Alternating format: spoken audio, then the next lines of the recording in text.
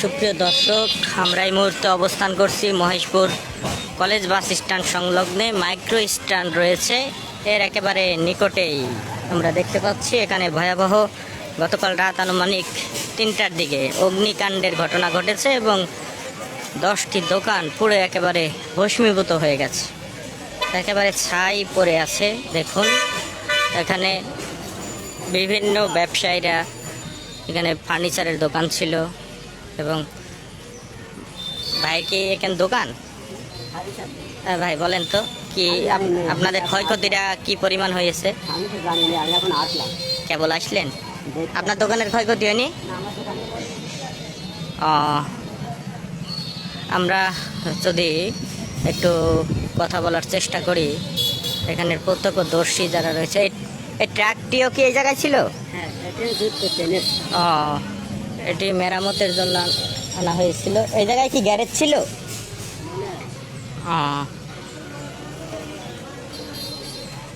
এখানে কিসের কিসের দোকান ছিল ভাই?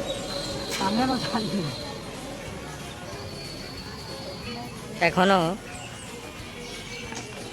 যে ভয়াবহ অগ্নিকাণ্ডের ঘটনা, কিসের থেকে আগুনটা লেগেছে এখানে শুনেছেন? কিসের থেকে লেগেছে আগুনটা ভাই এখানে? আপনি এখানে দোকানদার ভাই? আপনি এখানে কিসের দোকান আপনার? জি, ট্রান্সপোর্ট। কতগুলো দোকান ছিল এখানে? 7টা। তো আপনার দোকান কোনটা ছিল? এটা? কয় টাকার ক্ষয়ক্ষতি হয়েছে আপনাদের? 10 থেকে 7 লাখ টাকা আনুমানিক। আপনার আনুমানিক, কারণ এটা সবই বাইরের দোকানদারদের, আমার নিজস্ব লাখখানিক টাকা মাল ছিল। আপনার নিজস্ব লাখখানিক, আর বাদ বাকি আছে বিভিন্ন দোকানদার, অন্যান্য দোকানদারদের। মোট 7টা দোকানের 7 থেকে 8 লাখ টাকা ক্ষয়ক্ষতি হতে পারে। এটা আমার নিজস্ব। আপনার নিজস্ব 7-8 লাখ টাকা। আর অন্যান্য কিসের দোকান ছিল এখানে মোট? এটা বলেন তো। ছিল। জি, এটা লেদ ছিল। এটা লেদ। আর এটা হচ্ছে ফার্নিচার। ওইটা ফার্নিচার। ফার্নিচার তো একটাও নেই, একেবারে পুরে কয়লা হয়ে গেছে সব। আর মোটরসাইকেলে গ্যারেজ ছিল, মোটরসাইকেল ছিল ভিতরে। মোটরসাইকেল ছিল কয়টা? একটা মোটরসাইকেল ছিল। আর ওই পাশের ডাক থেকে ফার্নিচার। ওইটাও ফার্নিচার। হ্যাঁ, আমরা দেখতে পাচ্ছি যে খাট পুড়ে একেবারে কয়লা হয়ে গেছে ফার্নিচারের দোকান। ওইটা ছিল আপনার সাইকেল মেকানিকের দোকান। Cycle mechanic. এই আগুনের সূত্রপাতটা কিভাবে হয় আর কয়টায় ঘটে আপনারা? আনুমানিক 2:30-3টার দিকে হয়। 2:30-3টার দিকে। কিভাবে সূত্রপাত হয় কেউ বলতে পারবে না, কেউ বলতে পারবে না। কত রাত্রে কেউ বলতে পারবে না কিভাবে। এটা কি আপনার বিদ্যুতের কোনো শর্ট সার্কিটের কারণে হতে পারে, কিংবা কেউ? সম্ভাবনা হইতে পারে। হ্যাঁ, সম্ভাবনা হইতে পারে যে বিদ্যুৎ। আচ্ছা, এখানে আর লাইন নেই। মানে আপনার ধারণা করছেন যে বিদ্যুতের কোনো শর্ট সার্কিটের কারণে এটা হতে পারে। নতুন গাড়ি ছিল, মোটা টাকার গাড়ি। এই গাড়িটা আজকে ডেলিভারি হতে পারে। ও, এই গাড়িটাও পুড়ে ছাই? ও পিছনে 8টা ব্যাটারি খাওয়া সব ঠিক আছে। 8টা ব্যাটারি সহ। তা আপনার নাম? আমার নাম মোহাম্মদ আব্দুল কাদের। আব্দুল কাদের। আমি জেকে ট্রান্সপোর্টে এখানে কাজ জেকে ট্রান্সপোর্ট। এখানে কাজ করেন, আপনার নিজস্ব দোকান? করি, নিজস্ব দোকান। আচ্ছা আচ্ছা। অন্যান্য দোকানদাররা কই? অন্যান্য দোকানদার আছে, সবাই যে যার মতন সাইডে আছে। দর্শক, আপনার নাম কি বললেন? আব্দুল কাদের। আব্দুল কাদের। আপনার বাসা এই জায়গায়? আমাদের সোনারি নাটিমা। দর্শক, আমরা একজন যিনি ক্ষতিগ্রস্ত ব্যবসায়ী রয়েছেন, জেকে ট্রান্সপোর্ট, তিনি এখানে তার নিজস্ব ব্যবসা প্রতিষ্ঠান ছিল। আমরা তার কাছ থেকে জানতে পেরেছি তার 6 থেকে 7 লাখ টাকা ক্ষয়ক্ষতি হয়েছে এবং সমস্ত কিছু পুড়ে একেবারে ভস্মীভূত হয়ে গেছে। দেখুন একেবারে এক নিমিষেই। কেউ কিন্তু আগুনটি কিভাবে এখানে অগ্নিসংযোগ হয় তারা কিন্তু কেউ বলতে পারছে না সঠিকভাবে। তারা ধারণা করছে যে বিদ্যুতের কোনো শর্ট সার্কিটের কারণে এইভাবে আগুন আসলে সূত্রপাত ঘটতে পারে। দেখুন একেবারে ফার্নিচারের যে কাঠের দোকানগুলো ছিল, দেখুন একেবারে ফার্নিচারের দোকানগুলো যদি একটু দেখাই, খাটগুলো একটু জুম করে আপনাদের দেখানোর চেষ্টা করি। নকশা করা খাটগুলো ঠিক সেইভাবেই রয়েছে, কিন্তু কয়লায় রূপান্তরিত হয়ে গেছে। তীব্র আকার ধারণ করছিল। রাত্রে আগুনের লেলিহান শিখা যখন আসলে গভীর রাতে যখন ছড়িয়ে পড়ে, তখন আশপাশের লোকজন টের পেয়ে আসলে তারা আগুন নিয়ন্ত্রণ কিন্তু করতে পারেনি। ফায়ার সার্ভিস এসে অনেক চেষ্টা করেছে, তারপর সেই চেষ্টা কিন্তু করার আগেই সব কিছু একেবারে পুড়ে ছাই হয়ে গেছে আমরা দেখতে পাচ্ছি। এখানে 6 থেকে 7 জন ব্যবসায়ী ছিল, ফার্নিচারের দোকান, কেউ লেদের দোকান, কেউ মেকানিকের দোকান ছিল, মোটরসাইকেল এখানে রাখা ছিল, গ্যারেজ ছিল। দেখুন এই গাড়িটি 8টা ব্যাটারি সব পুরে ছাই হয়ে গেছে। যে এই আব্দুল কাদের ভাইয়ের দোকানের যেই মালামালগুলো পুড়ে একেবারে ভস্মীভূত হয়ে গেছে, একেবারে ছাই হয়ে গেছে, একেবারে অবশিষ্ট কিছুই নেই। একেবারে বলতে গেলে তিনি এখন নিঃস্ব, একেবারে অবশিষ্ট বলতে কিছুই নেই। একেবারে সমস্ত কিছু পুড়ে একেবারে ছাই হয়ে গেছে আমরা দেখতে পাচ্ছি। Maheshpur college bus stand micro stand সংলগ্নে গতকাল রাত আনুমানিক 2টা থেকে 3টার দিকে আকস্মিকভাবে এইভাবে বিদ্যুতের হয়তো বা কোনো শর্ট সার্কিটের কারণে হতে পারে, এটা ধারণা করছে।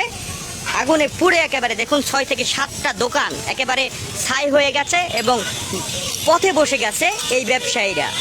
তারা কিন্তু ক্ষুদ্র ব্যবসায়ী ছিল, ফার্নিচারের দোকান, এখানে লেদের দোকান, তিনি মেকানিকের দোকান, সমস্ত কিছু পুড়ে একেবারে ছাই হয়ে গেছে। দোকানে কোনো ব্যবসায়ীরই অবশিষ্ট কিছুই নেই, একেবারে সমস্ত কিছু পুড়ে ছাই হয়ে গেছে। আর এখানে দোকানদার আর কে? আপনি এখানে দোকানদার?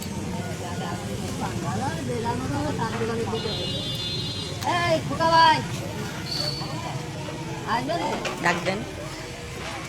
আমরা আরেকজন, উনি কি ব্যবসায়ী? আচ্ছা, আসসালামু আলাইকুম।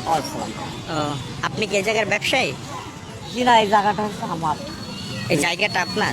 আপনি এখানে কোনো দোকান ছিল আপনার? আমার দোকান ছিল, কাঠের দোকান, ওই ফার্নিচারের দোকান। ফার্নিচারের দোকান। জি। আগুনের সূত্রপাতটা কিভাবে ঘটে আপনারা জানতে পেরেছেন? সূত্রপাতটা আমরা ঘুমাইছিলাম, রাত 3:30টার সময় আমার বোন দেখে চিৎকার করছে যে আগুন লেগে গেছে।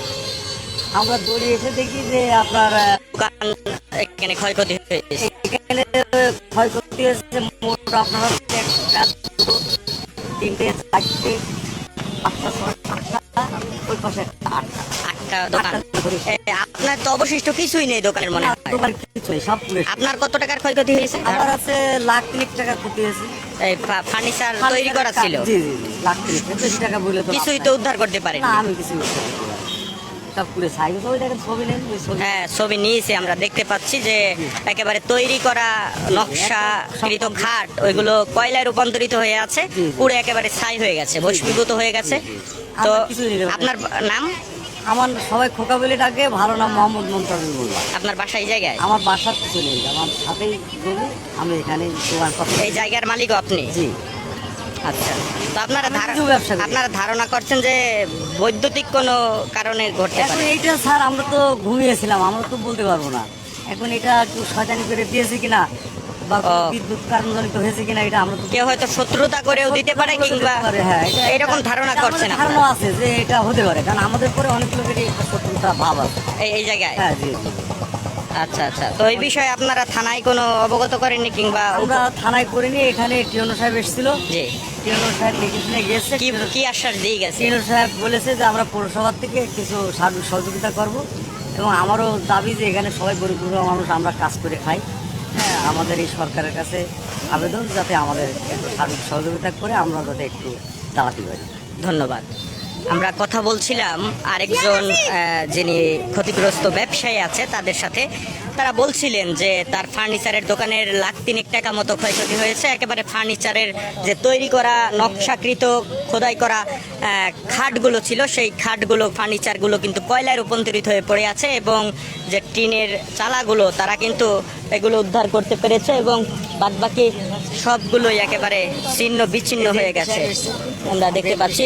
ইতিমধ্যে কিন্তু আমরা দেখতে পাচ্ছি এখানে আমাদের ঝিনাইদহ 3 যিনি মহেশপুর কোটচাঁদপুর আসনের মাননীয় জাতীয় সংসদ সদস্য রয়েছেন, তিনি কিন্তু নেতাকর্মীদের সাথে নিয়ে এই ক্ষতিগ্রস্ত ব্যবসায়ীদের এই জায়গায় কিন্তু তিনি পরিদর্শন করতে এসেছে আমরা দেখতে পাচ্ছি। সাথে আছে জামায়াতের যিনি সাবেক উপজেলা পরিষদের চেয়ারম্যান আব্দুল হাই, সাথে আছেন ইসমাইল হোসেন পলাশ, তারা জামায়াতের নেতাকর্মীরা। এমপি সাহেব তিনি ক্ষতিগ্রস্ত পৌর আমির নওফেল আহমেদ, তারা সকলে কিন্তু ক্ষতিগ্রস্ত ব্যবসায়ীদের সাথে দেখা করতে আসছে এবং পরিদর্শন করতে এসেছে এই ক্ষতিগ্রস্ত যারা ব্যবসায়ী রয়েছে তাদের সেই জায়গাটি আমরা দেখতে পাচ্ছি।